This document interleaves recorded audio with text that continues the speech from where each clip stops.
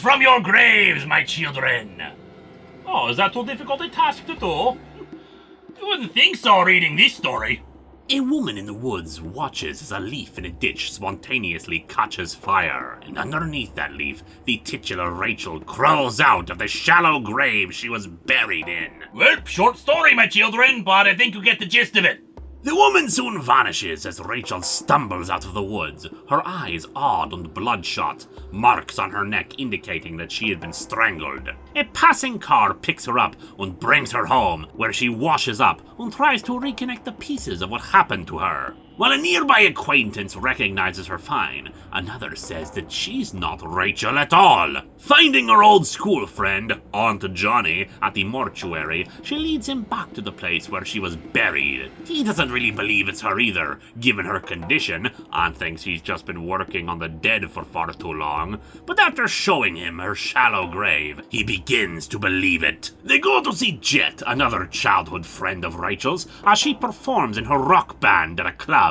As Rachel vomits into a sink a piece of rope, she talks to a woman in the bathroom and instinctively knows that she will not be getting married as planned, that she will soon be dead and something will be inside of her. This leads to the woman being rude to her fiancé after being shaken up by the encounter. The fiancé at the bar talking to the woman who had watched over Rachel as she rose, and said woman planting some terrible ideas in his head, jealous ones that make him very angry. Rachel spots the woman from the woods at the bar and follows her up to the roof. And the angry fiancé pushes his bride's body down some solar panels, hitting Rachel along the way, and both tumble off the roof to their deaths. Rachel rising, Rachel falling. Rachel recovers fine at the morgue, if you can call this a recovery, while the fiancé drags the dead body of his wife away, burying her in the same ditch that Rachel had been in, only to find a little girl with another corpse who needs some help. Yes, it seems while all this was going on, the mysterious woman was also talking to this little girl,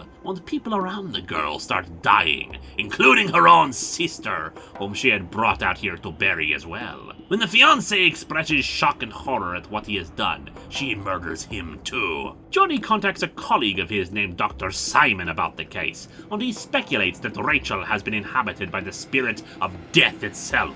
Mamalai! They reject his more spiritual interpretation of all this and continue to try to investigate. Though when Dr. Simon goes home, it seems he still likes to talk to the corpse of his dead wife, whom he tells she'll finally be able to rise again soon. Speaking of corpses rising, the fiancé rises up from her own shallow grave or encounters a passing motorist like Rachel had.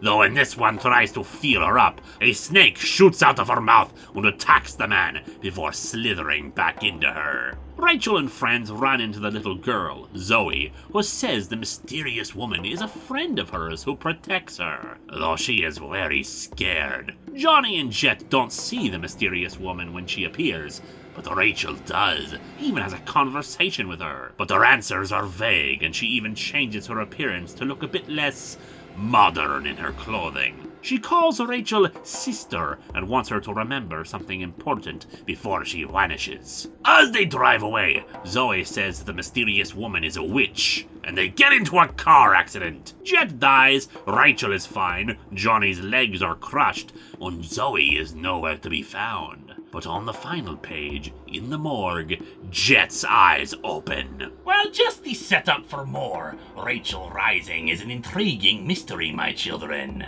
The kind we love around here. Witches, murder, and the dead rising again.